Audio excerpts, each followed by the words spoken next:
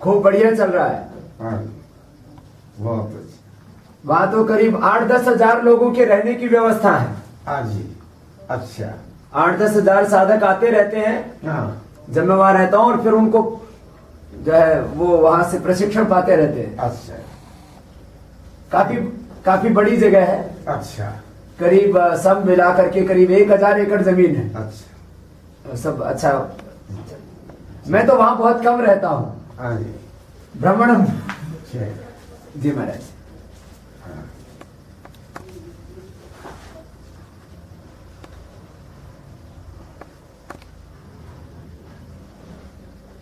स्वामी जी कुछ आशीर्वचन बताइए। आशीर्वाद, कुछ प्रेरणा, कुछ निर्देश। कोई निर्देश स्वामी जी, प्रेरणा निर्देश कुछ। अच्छा।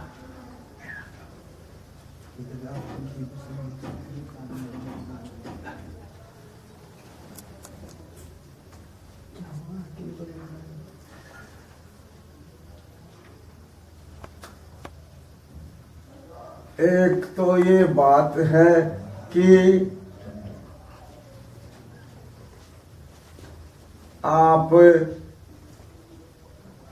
शायद मुझे पता नहीं कितना आपका ईश्वर प्रयोग रहता है योग की ओर, और उसमें कभी ऐसा हो जाता है कि कार्य के अधिक होने से आश्रम आदि में वो जितना योग के लिए समय लगाना होता है चाहिए उसमें कमी आ जाती है। ये ध्यान देना है। ये अच्छे कार्य परोपकार के बहुत अच्छा, परंतु जो ईश्वर का जो आदेश है हमारे सबके लिए, सबके, उसको सर्वोपरि मान के चलना चाहिए। मनुष्यों की कोटि तो दूर रह जाती, उसको सर्वोपरि मानना चाहिए हमको। जैसे वेदों में ईश्वर का जो हमारे लिए आदेश आज्ञा है वो सब कुछ है, परंतु उस पर ध्यान देना है कि उसमें एक संकेत दिया, जैसे अश्वत्थे वो निसदनम। जी ईश्वर का ये आदेश है, तो इसमें हमारे लिए ये संकेत है, चेतावनी का हो, प्रेरणा हम सब के लिए है ये।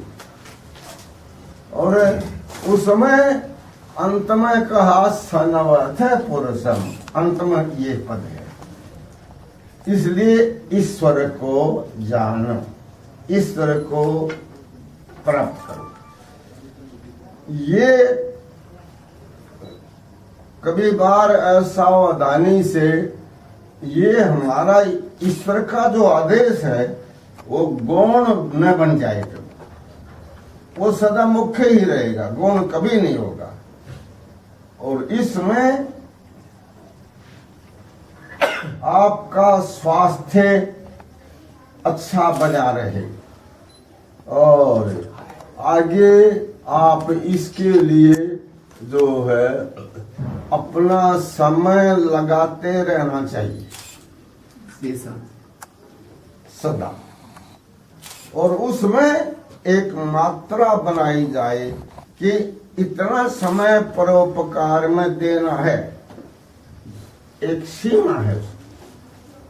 अर्थात अपने जीवन को ईश्वर साक्षात्कार के योग्य बनाना आवश्यक है, अनिवार्य है। वो चलता रहे और उसके अनुसार परोपकार भी होता रहे।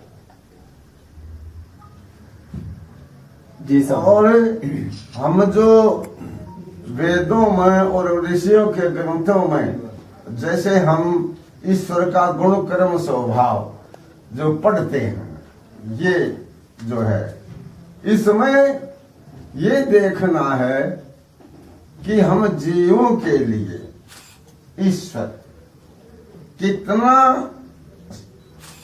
सतत है हमारे लिए, हमारे कल्याण के लिए। ईश्वर के ये गुण कर्म स्वभाव है, जीवों के लिए ईश्वर का स्वभाव है।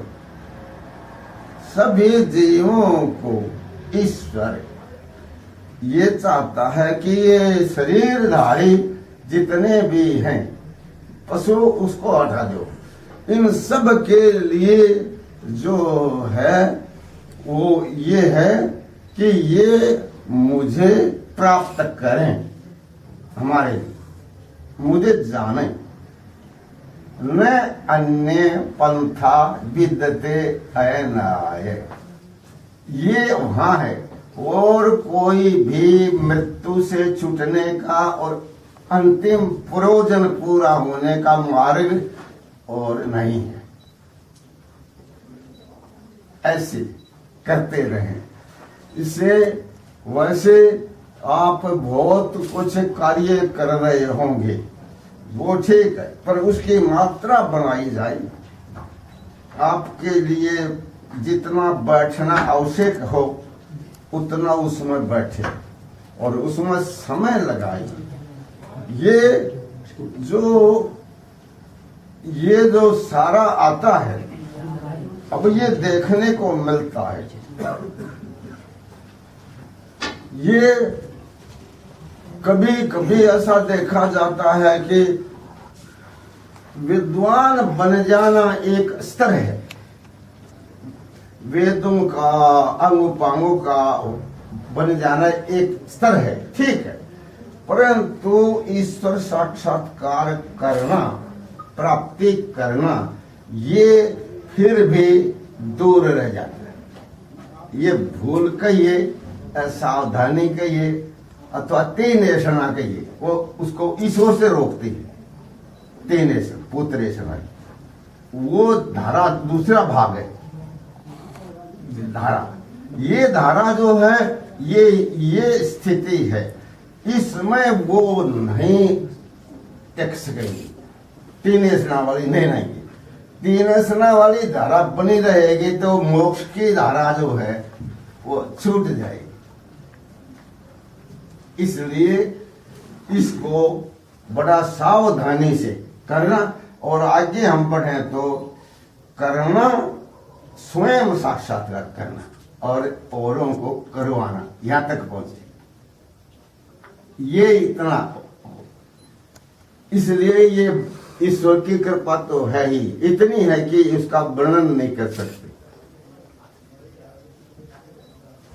तो उसमें मेरा ये मनोभाव चला है आरंभ से, आपने जाना होगा जहां से आरंभ हुआ है वो कैसा आरंभ हुआ है और कैसे फिर गुरुकुल में रहने का ये चलता आया है और इसके प्रयोग होते रहे हैं।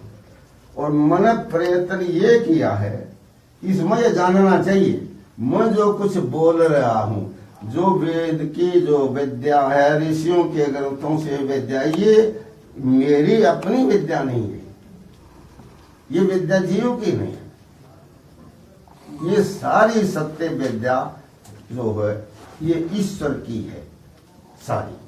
और उसको करने में ये है कि प्रयत्न करते रहना चाहिए और अपने स्वास्थ्य को ठीक ठीक रखना चाहिए।